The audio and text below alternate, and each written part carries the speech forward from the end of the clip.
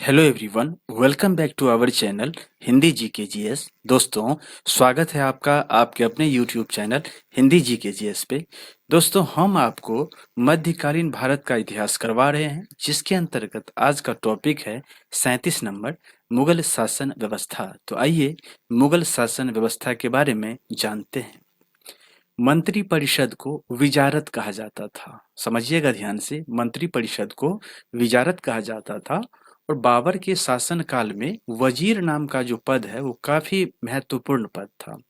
सम्राट के बाद जो शासन के कार्यों को संचालित करता था वो सबसे महत्वपूर्ण अधिकारी वकील होता था, जिसके कर्तव्यों को अकबर ने क्या किया था तो दीवान, मीरबख्शी, शद्र उशद्र एवं मीर समन में क्या किया था, डिवाइड कर दिया था।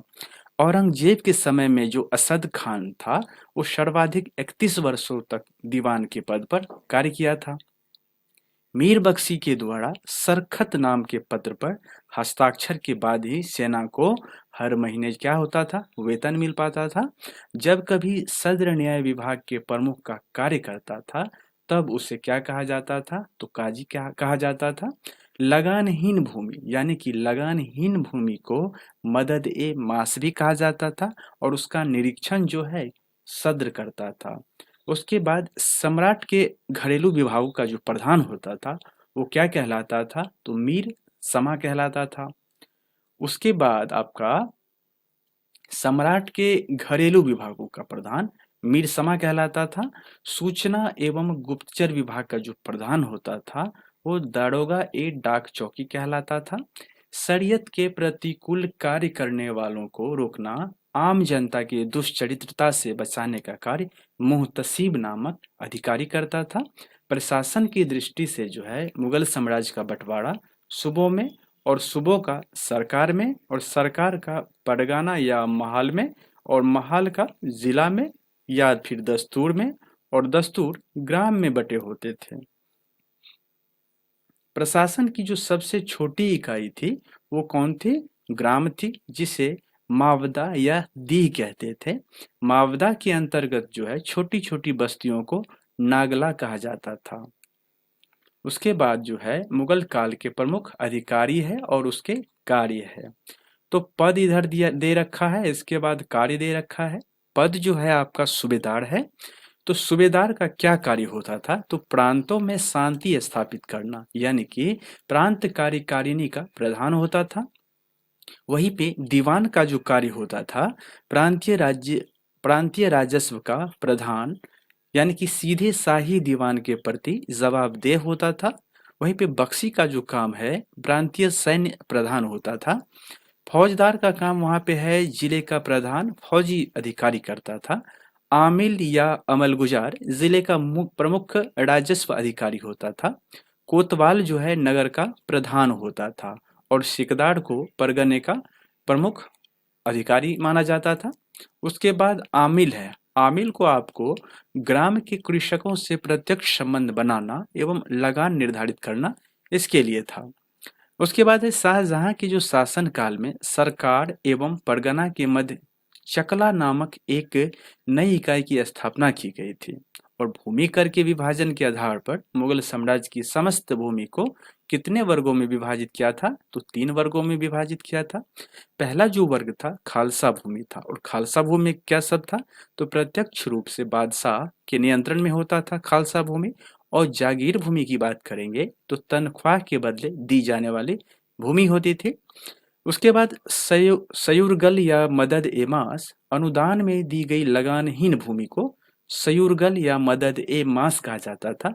इसे मिल्क भी कहा जाता था।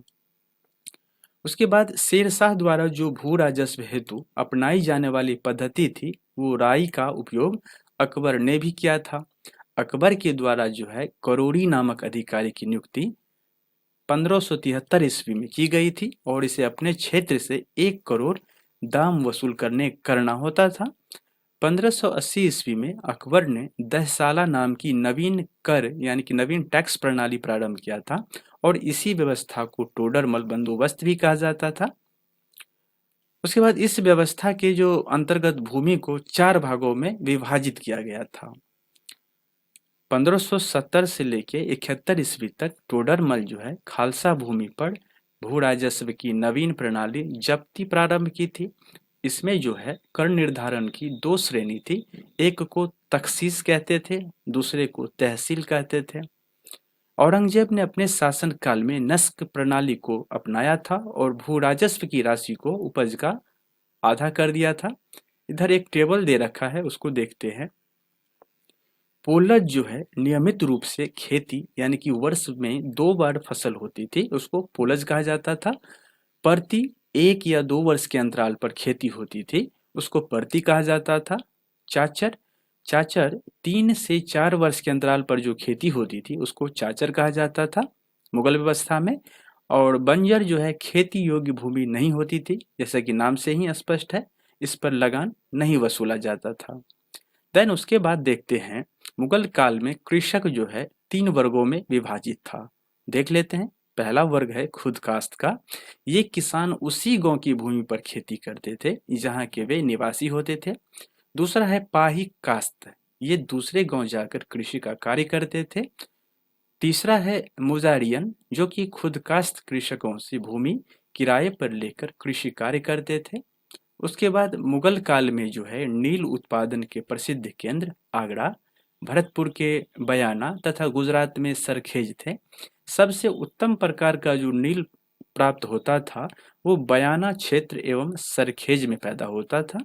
अफीम जो है आपका मालवा एवं बिहार में होता था। सोरा उत्पादन का प्रमुख केंद्र जो है आपका बिहार में ही था। कपड़ा उद्योग के अंतर्गत ददनी प्रथा का प्रचलन था और इसका तात्पर्य जो है कारीगरों को अग्रिम भुगतान से था। उसके बाद जो है उत्तम श्रेणी का ऊनी वस्त्र और साल कश्मीर तथा लाहौर में तैयार होता था, यानी कि उत्तम श्रेणी का जो ऊनी वस्त्र है वो कश्मीर में और लाहौर में तैयार होता था। मुगल काल में रुपये की जो है सर्वाधिक ढलाई औरंगजेब के समय में हुई थी।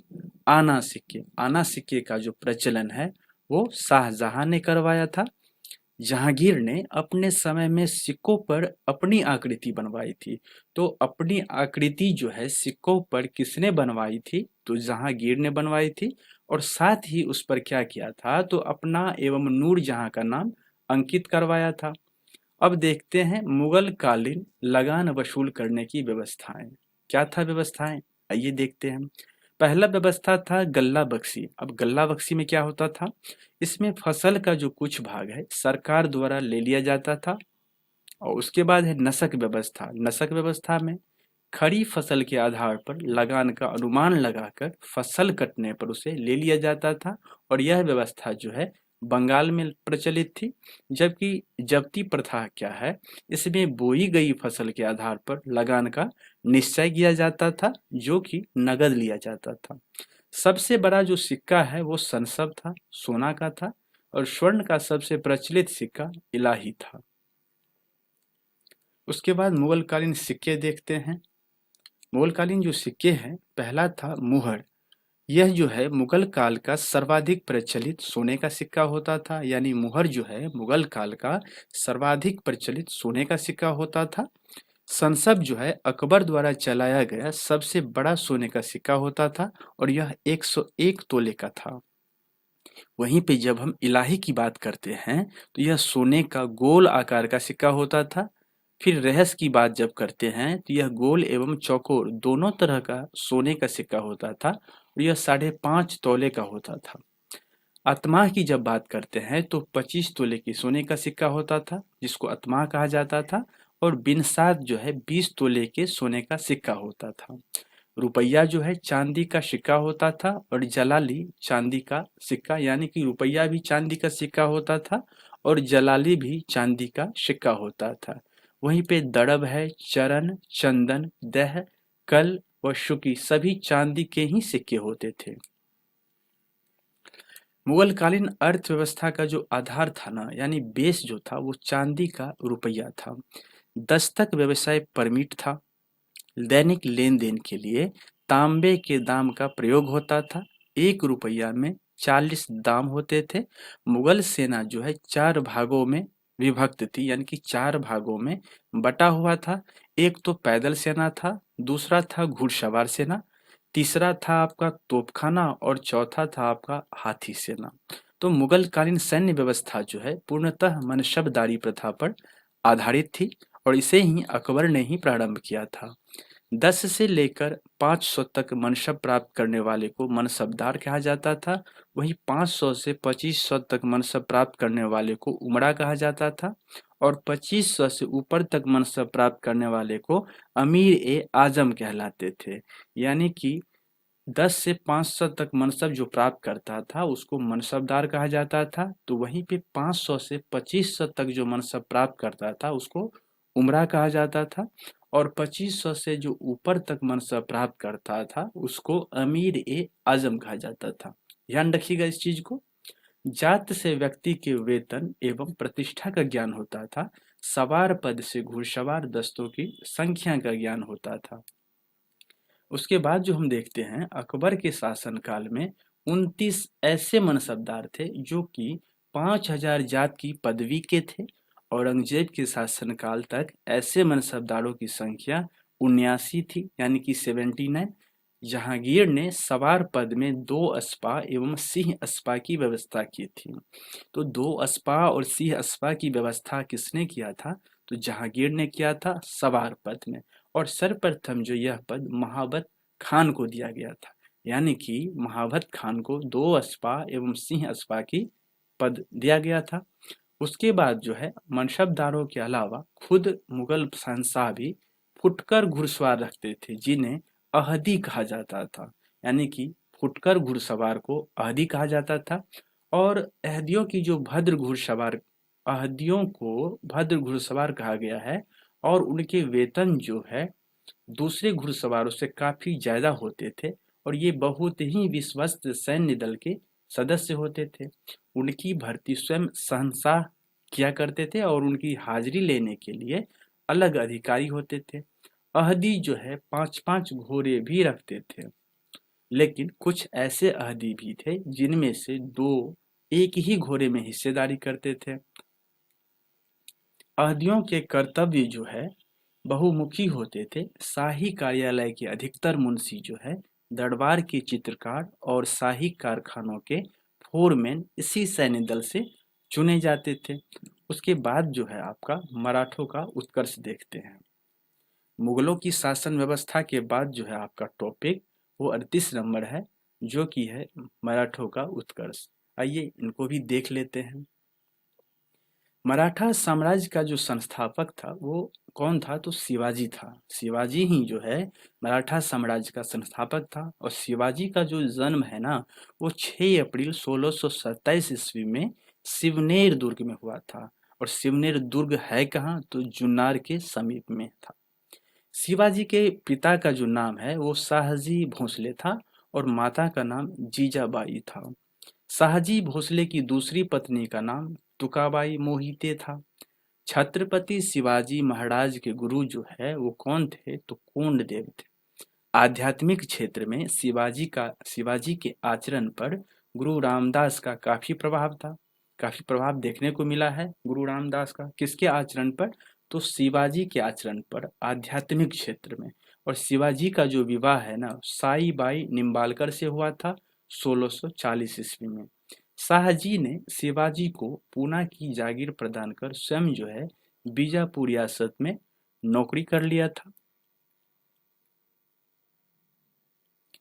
अपने सैन्य अभियान के अंतर्गत 1644 ईस्वी में शिवाजी ने सर्वप्रथम बीजापुर के तोरण नामक पहाड़ी किले पर अधिकार किया था और 1656 ईस्वी में शिवाजी ने रायगढ़ को अपनी राजधानी बनाया था और शिवाजी को जो है राजा की उपाधि औरंगजेब ने दिया था।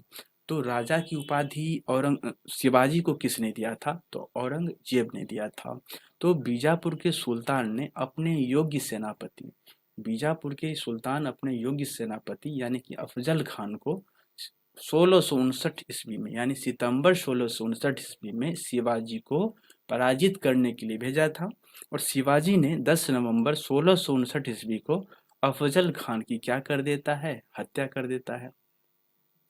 शिवाजी ने सूरत को 1664 ईस्वी एवं 1670 ईस्वी में लूटा था।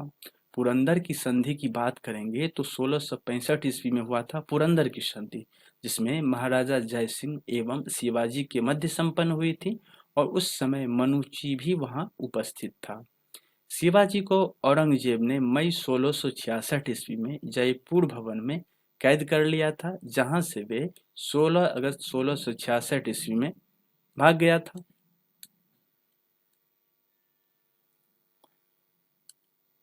उसके बाद देखते हैं 1672 ईस्वी में शिवाजी ने पान्हला दुर्ग को बीजापुर से छीना था। 1672 ईस्वी में शिवाजी ने क्या किया था, तो पान्हला दुर्ग को बीजापुर से छीन लिया था। वहीं 5 जून 1674 ईस्वी की बात करते हैं तो शिवाजी ने रायगढ़ में वाराणसी यानी कि काशी के प्रसिद्ध विद्वान श्री गंगा भट्ट द्वारा अपनी राज्याभिषेक करवाया और मूल रूप से गंगा भट्ट जो है महाराष्ट्र का एक सम्मानित ब्राह्मण था, जो लंबे समय से वाराणसी में रह रहा था। कर्नाटक का जो अभियान हुआ था 1676 से लेकर 78 ईस्वी में शिवाजी का अंतिम अभियान था, यानी कि शिवाजी का अंतिम अभियान जो है कर्नाटक ही अभियान था, जो कि 1676 से लेकर 78 ईस्वी तक हुआ था। इन्होंने 1678 ईस्वी में जिंजी का किला विजित किया था, यानी प्राप्त किया था, जो उनकी अंतिम विजय थी। किनकी? तो शिवाजी की। मात्र 53 वर्ष की अवस्था में 3 अप्रैल 1680 ईस्वी को शिवाजी की मृत्यु हो जाती है और इनका अंतिम संस्कार जो है राजा राम यानी कि दूसरी पत्नी सोयराबाई का पुत्र से संपन्न किया। यानी कि शिवाजी की जो मृत्यु है और इनका अंतिम संस्कार किया था तो राजा राम ने किया था। राजा राम था कौन? तो शिवाजी की दूसरी पत्नी सोयराबाई का पुत्र था। इनकी मृत्यु यानी शिवाजी की मृत्यु के समय जो है संभाजी पान्हला के किले में कैद था। उसके बाद देखते हैं शिवाजी के मंत्रिमंडल को अष्टप्रधान कहा जाता था। ये बहुत महत्वपूर्ण है। शिवाजी के मंत्रिमंडल को अष्टप्रधान कहा जाता था। अष्टप्रधान में पेशवा का जो पद होता था वो सर्वाधिक महत्वपूर्ण होता था एवं सम्मान का पद होता था। शिवाजी ने दरबार में मराठी भाषा के रूप में प्रयोग किया था। कहने का मतलब ये है, यानी मराठी भाषा को जो है शिवाजी अपने दरबार में प्रयोग करता था। शिवाजी की सेना 3 महत्वपूर्ण भागों में विभक्त थी। पहला तो पागा सेना थी, जिसको नियमित घुड़सवार सैनिक कहते थे। दूसरा आपका सिलहदार, यानी कि उसको अस्थायी घुड़सवार सैनिक कहते थे। वहीं पे तीसरा था पैदल सेना। पैदल सेना को तो पैदल सेना ही कहा जाता था। शिवाजी को तोपें जो है अंग्रेजों ने प्रदान की थी। मराठा राज्य के अंतर्गत 2 प्रकार के क्षेत्र होते थे। पहला तो स्वराज होता था। स्वराज क्या होता था? तो जो क्षेत्र प्रत्यक्षतः मराठों के नियंत्रण में थे उन्हें स्वराज क्षेत्र कहा जाता था। स्वराज कहने से मतलब जो क्षेत्र आपको मराठों के अधीन था ना, उसको स्वराज कहा जाता था। और दूसरा जो क्षेत्र था वो था मुगतई, यानी कि मुल्क एक कदीम। यह वह क्षेत्र था जिसमें वे चौथ एवं सरदेशमुखी वसूल करते थे। चौथ एवं सरदेशमुखी जो है एक प्रकार का टैक्स ही है। उसके बाद चौथ एवं सरदेशमुखी स्वराज से नहीं लिए जाते थे, बल्कि उन जगहों से लिए जाते थे जहां मुगल या दक्कनी राजाओं का शासन था। चौथ जो है भू राजस्व का 1/4 था, जो मराठों के उस क्षेत्र पर आक्रमण नहीं करने के लिए दिया जाता था। वहीं पे सरदेशमुखी की बात करेंगे तो 10% का अतिरिक्त अधिभार था, यानी कि टैक्स था, जो उस क्षेत्र से लिया जाता था जो मुगलों के अधीन था, पर मराठा उस पर दावा करते थे।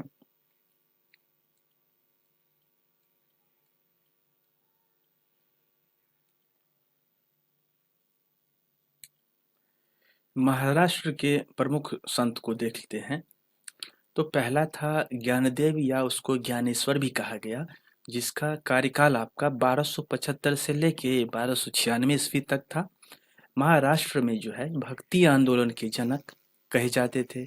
मराठी भाषा और साहित्य के संस्थापक भी माने जाते थे।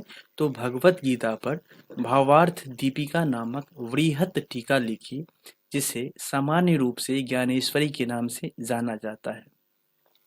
बरकरी संप्रदाय के प्रवर्तक भी थे। कौन? तो ज्ञानदेव, या उनका दूसरा नाम था ज्ञानेश्वर। वहीं पे हम नामदेव की जब बात करते हैं तो इनका कार्यकाल था 1270 से लेके 1350 ईस्वी तक। नामदेव के आराध्य जो है देव पंढरपुर के विठोबा या विठल थे। बरकरी संप्रदाय के विकास में इनकी प्रमुख भूमिका थी। इन्होंने अनेक भक्तिपरक मराठी गीतों की रचना भी किया था, जो कि अभंगों के रूप में प्रचलित है। मराठी के अलावे इन्होंने ब्रज भाषा और खड़ी बोली में गीतों की रचना किया था। नामदेव को सगुण एवं निर्गुण संतों के बीच की कड़ी भी माना जाता है। इनमें कुछ पद जो होता था वो गुरु ग्रंथ साहिब में संकलित होता था। मुखबनी जो है, मुखबनी नामक पुस्तक में इनकी रचनाएं संग्रहित है। यानी कि नामदेव की जो रचनाएं संग्रहित है तो किस पुस्तक में? तो पुस्तक का नाम था मुखबनी। उसके बाद एकनाथ के बारे में देखते हैं। तो एकनाथ का जो कार्यकाल है 1533 से लेके 1599 ईस्वी तक है। इन्होंने रामायण पर भावार्थ रामायण नामक टीका लिखी थी। यानी कि एकनाथ जो है रामायण पर भावार्थ रामायण नामक टीका लिखी थी। वहीं पे तुकाराम की बात करते हैं तो इनका जो कार्यकाल है 1598 से लेके 1650 ईस्वी तक। तुकाराम ने भक्ति परक कविताएं लिखी, जिन्हें अभंग कहा जाता है। ये अभंग जो है भक्ति परक काव्य के ज्योतिपुंज माने जाते थे।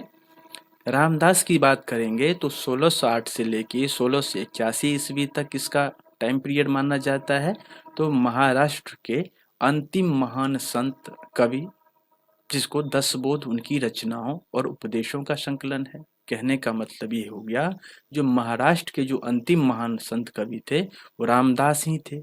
उनकी जो है 10 बोध उनकी रचनाओं और उपदेशों का संकलन है। यानी कि रामदास के रचनाओं और उपदेशों का जो संकलन है वो 10 बोध में किया गया है। इसमें उन्होंने, यानी कि 10 बोध में जो उन्होंने कर्म दर्शन का उपदेश दिया। रामदास ने महाराष्ट्र में भगवान राम की पूजा को लोकप्रिय बनाया था। तो वहीं पे आनंद वन भुवन नामक अपने पुस्तक में रामदास जी ने जातिगत भेदभाव को क्या किया था? मुक्त किया था, और स्त्रियों की दशा में सुधार आदि विषयों पर अपने सदविचार व्यक्त भी किए थे। महाराष्ट्र में जो है भक्ति आंदोलन मुख्यतः 2 संप्रदायों में विभक्त था। तो कौन संप्रदाय थे वो देखिए। पहला जो संप्रदाय था वो तो आपका बरकरी संप्रदाय था, जिसको विठोबा पंथ माना गया, जो कृष्ण को मानने वालों का पंथ था, जिसमें ज्ञानदेव, नामदेव और तुकाराम था।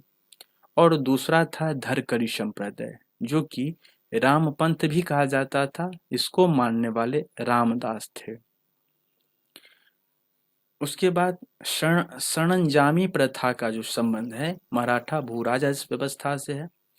अष्टप्रधान जो हम कहे थे आपको पेशवा काल में, तो आइए देखते हैं अष्टप्रधान क्या था। पेशवा, यानी पेशवा को प्रधानमंत्री कहा जाता था। राज्य का प्रशासन एवं अर्थव्यवस्था की देखरेख करता था। कौन देखरेख करता था? तो पेशवा करता था, जिसको प्रधानमंत्री भी कहा गया है। सरी ए नौबत, जिसको सेनापति कहा गया है, जो कि सैन्य प्रधान होता था। वहीं पे हम अमात्य की बात करते हैं तो उनको राजस्व मंत्री कहा गया, जो कि आय व्यय का लेखा जोखा रखता था। वाकयानवीस, जो कि सूचना, गुप्तचर एवं संधि विग्रह के विभागों का अध्यक्ष होता था। वहीं पे चिटनीस की बात जब हम करते हैं तो राजकीय पत्रों को पढ़कर उसकी भाषा शैली को देखता था। वही सुमंत की बात करेंगे तो सुमंत जो है विदेश मंत्री होता था। और पंडित राव जो है धार्मिक कार्यों के लिए डेट का निर्धारण करता था या फिर तिथि का निर्धारण करता था। न्यायाधीश तो न्याय विभाग का प्रधान होता था। ये बात तो आपको समझ में आ ही गया है। उसके बाद हम देखते हैं शिवाजी की कर व्यवस्था, यानी कि टैक्स प्रणाली जो थी मलिक अंबर की टैक्स व्यवस्था पर आधारित थी। शिवाजी ने रस्सी द्वारा माप की व्यवस्था के स्थान पर काठी एवं मानक छड़ी के प्रयोग को प्रारंभ किया था।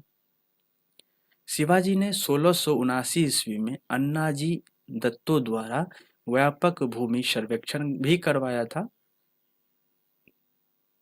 शिवाजी के समय जो है कुल उपज का 33% भाग राजस्व के रूप में वसूला जाता था, यानी कि टैक्स के रूप में, जो बढ़कर आपको 40% हो गया था। शिवाजी ने मुगल व्यापारिक केंद्र सूरत को 2 बार यानी कि 1664 ईस्वी में और 1670 ईस्वी में लूटा था। शिवाजी के उत्तराधिकारी के बारे में आइए जानते हैं।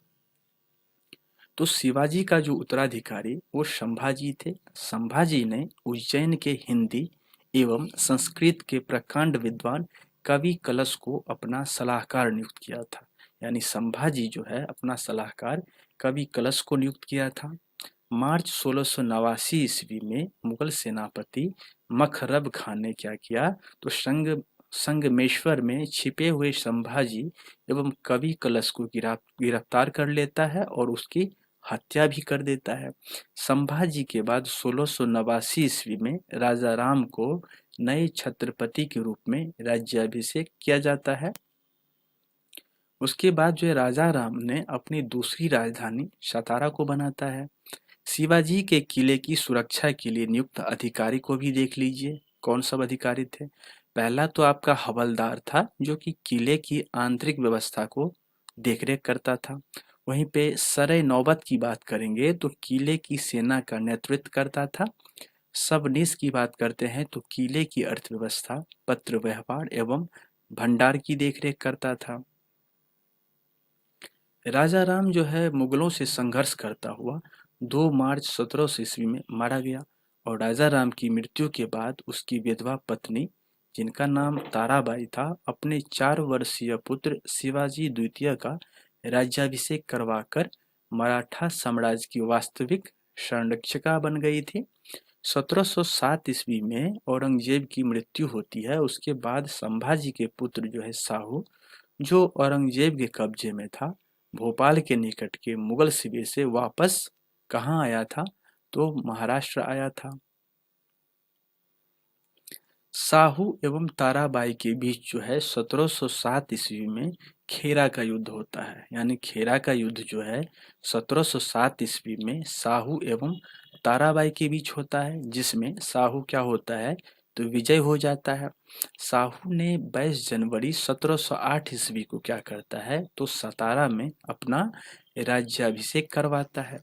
साहू के नेतृत्व में नवीन मराठा साम्राज्यवाद के प्रवर्तक पेशवा लोग थे, जो शाहू के पैतृक प्रधानमंत्री थे। पेशवा पद पहले पेशवा के साथ ही वंशानुगत हो गया था। इसका मतलब क्या है, समझिए। पेशवा जो था, पेशवा पद पहले पेशवा के साथ ही वंशानुगत हो गया था। वंशानुगत कहने से मतलब ये है जो उसके वंश के आकार के ही रूप में बढ़ता गया था। पेशवा पुणे में रहता था।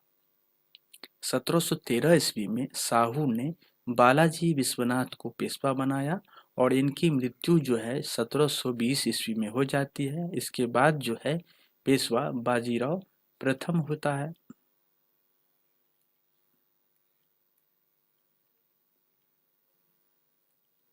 पेशवा बाजीराव प्रथम ने मुगल साम्राज्य की कमजोर हो रही स्थिति का फायदा उठाने के लिए साहू को उत्साहित करते हुए कहा कि आओ हम इस पुराने वृक्ष के खोखले तने पर प्रहार करें।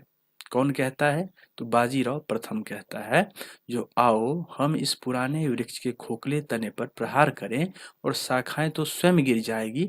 हमारे प्रयत्नों से मराठा पताका कृष्णा नदी से अटक तक फहराने लगेगी। किसने कहा था, तो बाजीराव प्रथम ने कहा था। किसको, तो साहू को उत्साहित करने के लिए।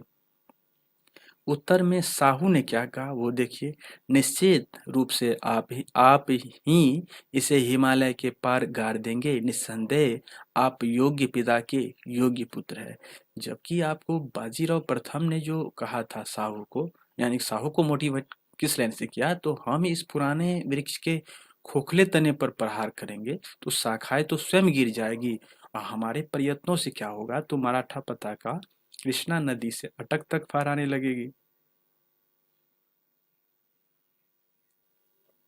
साहू भी उत्तर में क्या कहता है, निश्चित रूप से आप ही इस हिमालय के पार गाड़ देंगे। निस्संदेह आप योग्य पिता के योग्य पुत्र हैं। उसके बाद जो है पालखेरा का युद्ध होता है, जो कि 7 मार्च 1728 ईस्वी को होता है, बाजीराव प्रथम और निजामुल मुल्क के बीच होता है, जिसमें क्या होता है, निजाम की हार हो जाता है और बाजीराव प्रथम युद्ध जीत जाता है। निजाम के साथ जो मुंगी सिवागांव की संधि, यानी कि निजाम के साथ मुंगी सिवागांव का संधि होता है। उसके बाद देखिए, दिल्ली पर जो है आक्रमण करने वाला प्रथम पेशवा बाजीराव प्रथम ही था, जिसने 29 मार्च 1737 ईस्वी को दिल्ली पर धावा बोला था। उस समय जो है मुगल बादशाह मोहम्मद शाह दिल्ली छोड़ने के लिए तैयार हो गया था। अंग्रेज मराठा संघर्ष के जो अंतर्गत है होने वाली प्रमुख संधियां को देखते हैं। तो इधर संधियां दे रखा है और इधर तो वर्ष दे रखा है। वारणा की जो संधि है वो 1731 ईस्वी में हुई थी। वहीं पे संगोला की संधि की बात करेंगे तो 1750 ईस्वी में होता है। सूरत की संधि जो है 1775 ईस्वी में, वहीं पे पुरंदर की संधि 1776 ईस्वी में होता है। बरगांव की जो संधि है 1779 ईस्वी में होता है। तो सालाबाई की संधि 1782 ईस्वी में होता है। बसीन की संधि जो है आपका 1802 ईस्वी में हो जाता है। तो देवगांव की संधि 1803 और सुरजी अर्जुन गांव की संधि 1803, यानी कि देवगांव और सुरजी अर्जुन गांव की जो संधि है दोनों 1803 में ही होता है। उसके बाद हम देखते हैं सुरजी अर्जुन गांव की संधि तो बता ही दिया 1803 में होता है। राजापुर घाट की संधि जो कि 1804 ईस्वी में होता है। नागपुर की संधि 1816 ईस्वी में हो जाता है। तो ग्वालियर की संधि 1817 ईस्वी में, पूना की संधि 1817 ईस्वी में, यानी कि ग्वालियर की संधि और पूना की संधि दोनों संधि 1817 ईस्वी में होता है। तो मंदसौर की संधि 1818 ईस्वी में हो जाता है। इधर बाजीराव प्रथम जो है मस्तानी नामक महिला से संबंध होने के कारण चर्चित रहा था। बाजीराव प्रथम जो है मस्तानी नामक महिला से संबंध होने के कारण चर्चित रहा था। उसके बाद 1740 ईस्वी में क्या होता है, बाजीराव प्रथम की मृत्यु हो गया। अब बाजीराव प्रथम की मृत्यु के बाद जो है बालाजी बाजीराव 1740 ईस्वी में पेशवा बनता है।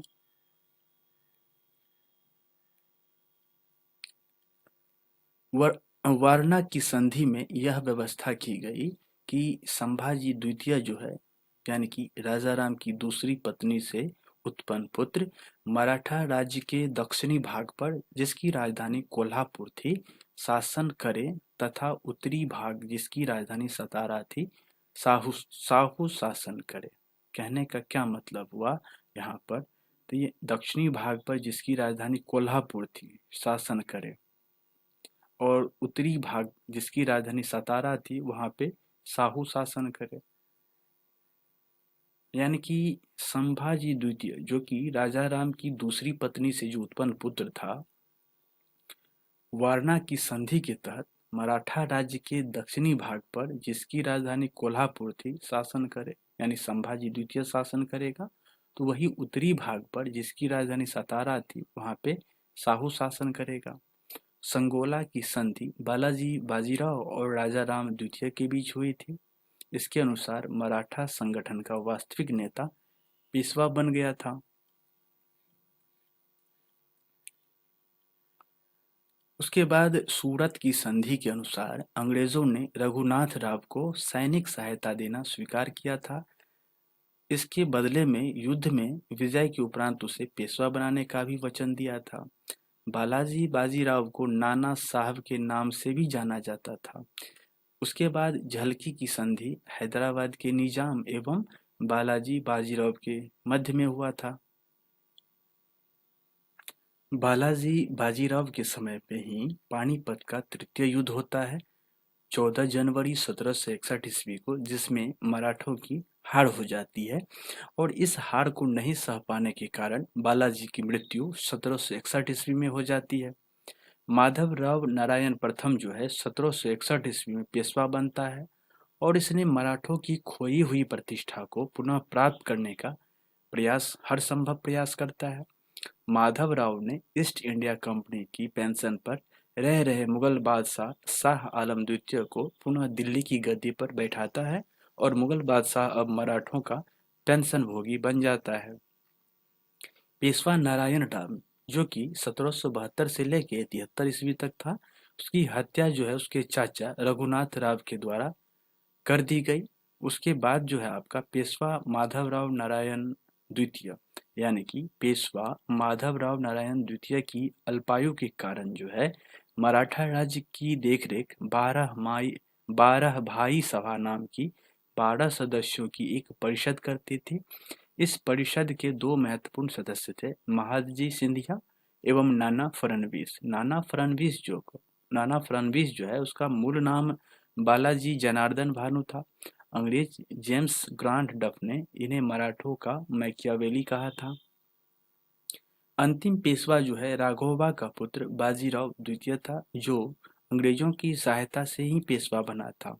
मराठों के पतन में सर्वाधिक योगदान जो है इसी का था, और सहायक संधि स्वीकार करने वाला प्रथम मराठा सरदार भी बाजीराव द्वितीय ही था। 1776 ईस्वी की बात करते हैं तो पुरंदर की संधि हुई थी, और इसके तहत कंपनी ने रघुनाथ राव के समर्थन को वापस ले लिया था। उसके बाद है प्रथम आंग्ल मराठा युद्ध, जो कि 1782 ईस्वी में होता है, सलवाई संधि के साथ खत्म हो जाता है। वहीं पे द्वितीय आंग्ल मराठा युद्ध की चर्चा करेंगे तो 1803 से लेके 1805 ईस्वी तक होता है। इस युद्ध में जो है भोसले एवं सिंधिया की पराजय होती है तथा अंग्रेजों से दो पृथक संधियां करनी पड़ती है। वहीं पे देवगांव की संधि की बात करेंगे तो यह संधि जो है 17 दिसंबर से लेके 1803 ईस्वी तक होती है, यानी कि 17 दिसंबर 1803 ईस्वी को होती है। रघुजी भोसले और अंग्रेजों के बीच द्वितीय मराठा युद्ध के दौरान जो है अड़गांव की लड़ाई जो नवंबर 1803 में होती है, अंग्रेजों ने रघुजी भोसले को पराजित किया था, और उसी के फलस्वरूप क्या हुआ, यह संधि हुई थी। इस संधि के अनुसार भोसले ने अंग्रेजों को बालासोर सहित कटक का प्रांत तथा वर्धा नदी के पश्चिम का अपना सारा राज्य सौंप दिया। उसके बाद देखते हैं सुरजी अर्जुन गांव की संधि। तो सुरजी अर्जुन गांव की संधि जो है 30 दिसंबर 1803 ईस्वी को हुआ, दौलत राव सिंधिया एवं अंग्रेजों के बीच में। इसके अनुसार जो है उसने अंग्रेजों को गंगा और यमुना के बीच का अपना सारा राज्य तथा जयपुर, जोधपुर, गोहद के राजपूत राज्यों के उत्तर के अपने किले और राज्य भी दे दिए। पश्चिम में उसने अंग्रेजों को अहमदनगर, भनौच तथा अजिंठा की पहाड़ियों के पश्चिम का अपना सारा राज्य भी सौंप दिया। मंदसौर की संधि देखते हैं तो 6 जनवरी 1818 ईस्वी को होता है। होलकर एवं अंग्रेजों के बीच मंदसौर की संधि होता है। इसके अनुसार जो है उसने राजपूत राज्यों पर सभी दावे छोड़ दिए। नर्मदा के दक्षिण के सभी जिले अंग्रेजों को सौंप दिए जाते हैं। उसके बाद देखते हैं तृतीय आंग्ल मराठा युद्ध, जो कि 1817 से लेके 1819 ईस्वी तक होता है। इस युद्ध के बाद जो है मराठा शक्ति और पेशवा के वंशानुगत पद को समाप्त कर दिया जाता है। पेशवा बाजीराव द्वितीय ने कोरेगांव एवं अष्टी के युद्ध में हारने के बाद मल्लकम के सम्मुख आत्मसमर्पण कर लेता है, और इसके परिणाम स्वरूप क्या होता है, तो दोनों के बीच जो है पूना की संधि होता है, जो 13 जून 1817 ईस्वी को होता है। अंग्रेजों ने पेशवा के पद को समाप्त कर बाजीराव द्वितीय को पुणे से हटाकर कानपुर के निकट बिठूर होता है, और बिठूर में पेंशन पर जीने के लिए भेज देता है, जहां 1853 ईस्वी में इसकी मृत्यु हो जाती है।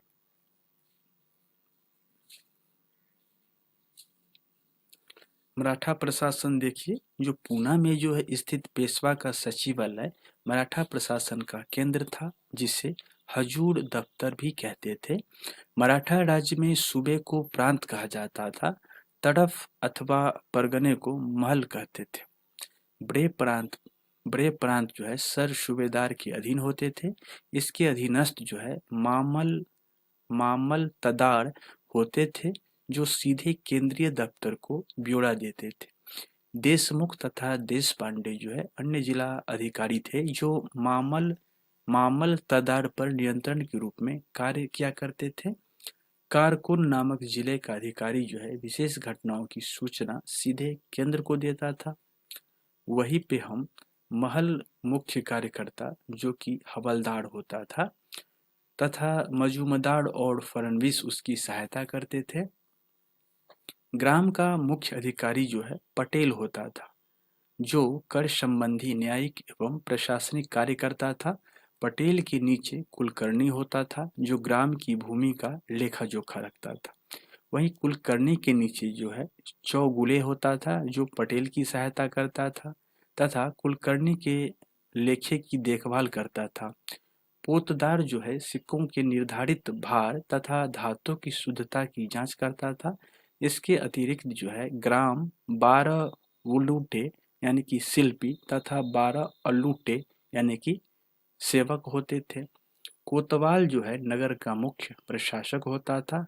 गांव में चौकीदार, जिसको जागला भी कहा गया, अपराधियों के पता लगाने का काम करता था।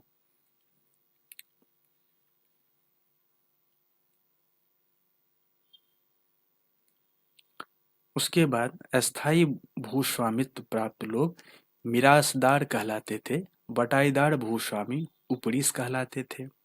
पेशे से लुटेरे पिंडारी पाल पट्टी नामक कर वसूल करने के बदले में मराठा सेना के प्रत्येक अभियान में उनके साथ जाते थे और अपने लूट के माल में से सरकार को 25% हिस्सा देते थे।